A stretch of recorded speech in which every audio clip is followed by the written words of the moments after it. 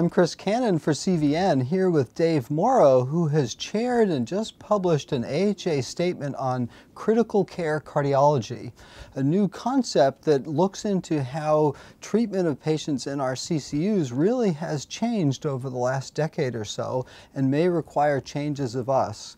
Dave, this is a tremendous statement that I think is a wake-up call to say how things are really different in our CCUs. Can you say how this came about? Yeah, I think it is a bit of a wake-up call, and it really has come from the direct clinical experience. I think 10 years ago when we were practicing in the ICU, we were taking care of mostly patients with MIs who were relatively stable, and now it's patients with multi-system organ failure who got sick with structural heart disease, or patients with pulmonary hypertension on multiple pulmonary vasodilators, patients with out-of-hospital cardiac arrest, where now it's really that meticulous critical care in the ICU that dominates their outcomes. And in the general ICU community, they've learned a lot through observational studies about better ways to organize care in the ICU. And we've been a bit behind in cardiology in doing that, and even behind our colleagues in cardiology in Europe, where they've already formalized the way they qualify to take care of patients in the ICU. And we realized that as a cardiovascular community, we needed to take charge of that and formulate a roadmap for the future. Well, it's fascinating. I think, the need for other people to help out. Now, you set up sort of like a trauma level 1 kind of classification? Yeah, I think we recognize that hospital centers vary a great deal across the U.S. So, one extreme, we have patient ICUs that take care of patients with largely uncomplicated MI, arrhythmias who aren't unstable hemodynamically, heart failure the same way. Whereas at the other extreme, we have advanced ICUs that take care of all those patients with peripheral circulatory support, multiple pulmonary vasodilators, therapeutic hypothermia. And so we've called those ICUs a level 1 CICU, an advanced ICU, just like a level 1 trauma center. And you don't need a level 1 trauma center in every corner. You don't need a level 1 CICU on every corner. But there are plenty of patients who are cared for at level 2 in between, or level 3 CICUs.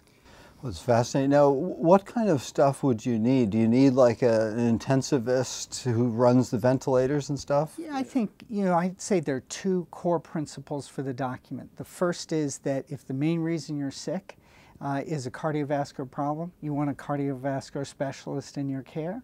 But also, if you're critically ill in an ICU, that you need someone who has critical care expertise and experience. You need access to that level of care too.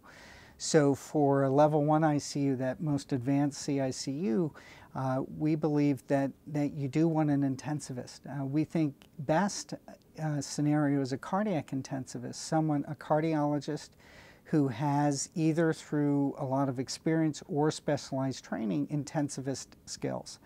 Whereas in that level 3 CICU, it might be a cardiologist who's running the show, but consulting an intensivist if they need to, if one of those patients gets sick, requires mechanical ventilation, requires more advanced intensivist skill set.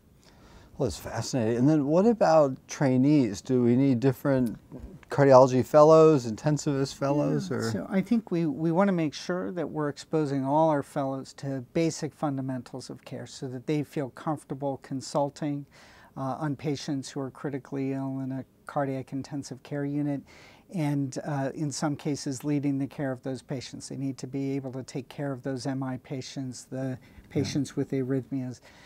But I think for those advanced CICUs, I think we want to be able to offer to our trainees who are interested more advanced training. If you think in the COCATS level, COCATS level 3 training, the advanced training that we see for procedural specialists and imaging.